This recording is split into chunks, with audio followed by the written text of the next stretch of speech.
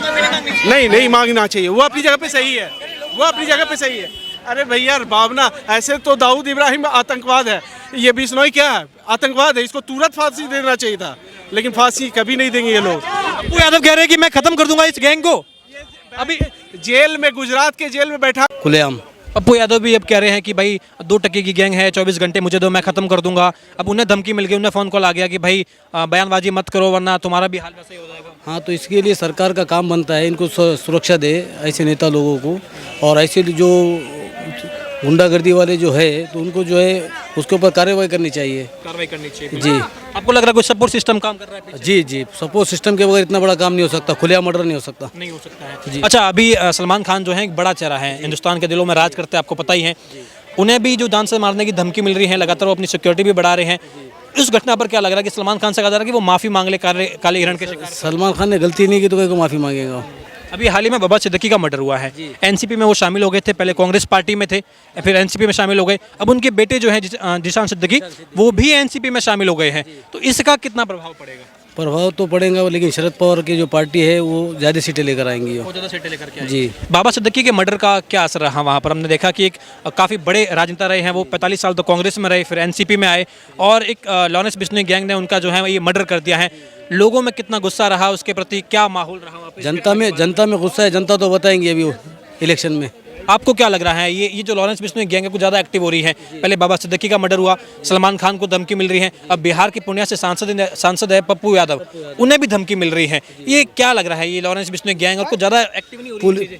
Police ने उसके ऊपर जोर देना चाहिए। पुलिस जी जी। आपको लग रहा है क्या कोई सपोर्ट पीछे से काम कर रहा है इस गैंग के? क्योंकि एक इतने बड़े बड़े कोई तो होगा ना उसके पीछे, जब तो इतना हो रहा है खुलेआम। पप्पू यादव भी अब कह रहे हैं कि भाई 2 टके की गैंग है, 24 घंटे मुझे दो, मैं खत्म कर दूंगा। अब उन्हें धमकी मिल गई, उन्हें फ़ोन कॉल आ गया कि भाई बयानबाजी मत करो वरना तुम्हारा भी हाल वैसे ही हो जाएगा। हाँ, तो इसके लिए सरकार का काम बनता है इनको सुरक्षा दे ऐसे नेता लोगों को, और ऐसे जो गुंडागर्दी वाले जो है तो उनको जो है उसके ऊपर कार्रवाई करनी चाहिए। कार्रवाई करनी चाहिए जी। आपको लग रहा है कोई सपोर्ट सिस्टम काम कर रहा है पीछे? जी जी, सपोर्ट सिस्टम के बगैर इतना बड़ा काम नहीं हो सकता, खुलेआम मर्डर नहीं हो सकता। नहीं हो सकता है जी। अच्छा, अभी सलमान खान जो है एक बड़ा चेहरा है, हिंदुस्तान के दिलों में राज करते हैं, आपको पता ही है। उन्हें भी जो जान से मारने की धमकी मिल रही है, लगातार वो अपनी सिक्योरिटी भी बढ़ा रहे हैं। इस घटना पर क्या लग रहा है कि सलमान खान से कहा जा रहा है कि वो माफ़ी मांग ले काले हिरण के शिकार? सलमान खान ने गलती नहीं की तो कोई को माफ़ी मांगेगा।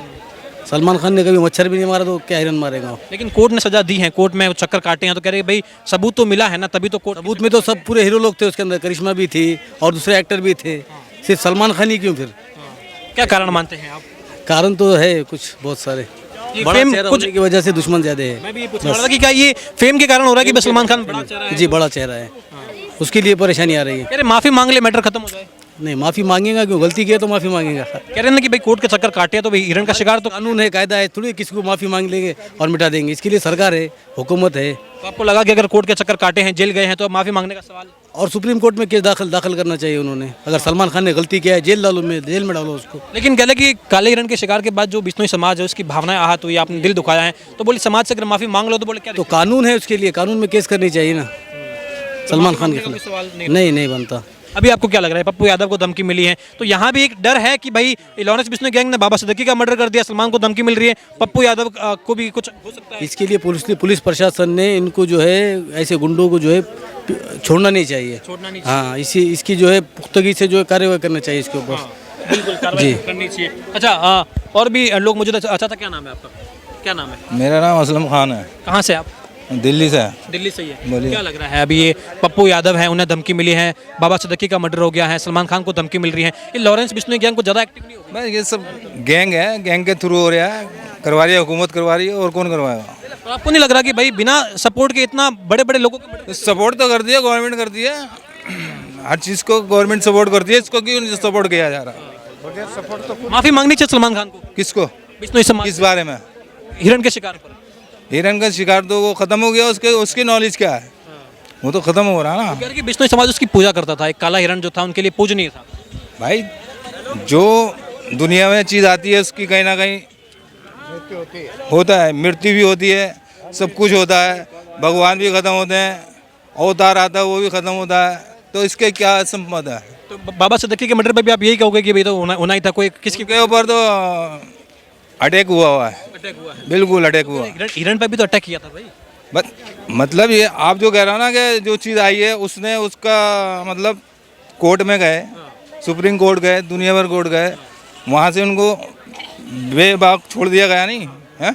तो अब क्या आरोप है उन पर? कह रहे कि भाई समाज का दिल दुखा। मैं क्यों ना हूँ, कोई मैं जेल काट के आया, ये कूच करके आया, जब मेरे आरोप लगे होंगे, जब इस जेल काट किया सजा मिल गई है। हाँ सजा मिल गई, तो अब किस बात की माफी मांगेगा? जो लोगों का बिश्नोई समाज का डोंट वेरी यार, नो क्या क्या लग रहा है आपको सर? ये गलत बात है, ये क्या गलत बात है कि उसको सजा भी मिल गई, उसके बाद में ये अटैक करना, मारना, पीटना, ये गलत है ना। आप कहाँ से हैं? राजस्थान से हूँ राजस्थान मैं, से। क्या नाम हुआ आपका? मोहम्मद स्वालिन, राजस्थान में कहाँ से हैं? डीडवाना। डीडवाना से हैं। हाँ जी। अच्छा, मैं सिरोही जिले से हूँ। अच्छा, एक बात बताइए, अभी कहा जा रहा है कि भाई सलमान खान इतने बड़े बड़े सेलिब्रिटी है, बाबा सिद्दीकी के मर्डर के बाद में और पप्पू यादव को भी धमकी मिल रही है, तो कह रहे हैं इतने बड़े बड़े लोग सुरक्षित बाबा सिद्दीकी का तो कोई कसूर नहीं था ना, उसको मारने का क्या मकसद क्या है ये बताओ आप। नहीं है। सलमान की करीबी है तो भाई करीबी तो पूरी दुनिया ही करीबी है उसके, तो बिल्कुल सब फैन है। पूरी दुनिया फैन है उसकी, तो सब पे गोली मारेगा वो? ये तो आप भी सोचो। और ये आम बात होगी आजकल, तो मतलब हर किसी को धमकी मिल रही है, ये चल क्या रहा है? ये गलत बात है, सरकार का है, किया धरा हर चीज उसी का है। अच्छा, आप तो राजस्थान से ही हैं, आपको तो पता होगा जोधपुर में बिश्नोई समाज है। बिश्नोई समाज हमारे साथ में भी रहते हैं, बिश्नोई सब, हम उनके साथ में रहते हैं, मगर ये सरकार की तरफ से अगर सलमान माफी मांग ले शायद मैटर खत्म हो जाए। वो कभी नहीं मांगेगा माफी, कभी नहीं मांगेंगे। कभी भी नहीं। क्यों पप्पू यादव को भी क्यों मांगे? किसके और लिए क्यों मांगे? क्या गलती किया? नहीं भैया, वैसे शिकार तो सब कर रहे हैं, सब कर रहे हैं, लेकिन ये पॉपुलैरिटी इन्हीं को दिया गया, इन्हीं को बस ब्लेम करना और कुछ नहीं है, सिर्फ ब्लेम करना, ब्लेम करना। ऐसे बहुत से हैं, राजा इतने हैं जो शिकार कर चुके हैं। नहीं नहीं मांगना चाहिए, वो अपनी जगह पे सही है, वो अपनी जगह पे सही है। अरे भैया भावना, ऐसे तो दाऊद इब्राहिम आतंकवाद है, ये बिश्नोई क्या है? आतंकवाद है, इसको तुरंत फांसी देना चाहिए था, लेकिन फांसी कभी नहीं देंगे ये लोग। पप्पू यादव कह रहे हैं कि मैं खत्म कर दूंगा इस गैंग को। अभी जेल में, गुजरात के जेल में बैठा। मेरा नाम खालिद है, कहाँ से खालिद भाई आप? महाराष्ट्र। महाराष्ट्र से जी, महाराष्ट्र में कहाँ से? महाराष्ट्र परभनी से हम। जी, क्या लग रहा है अभी?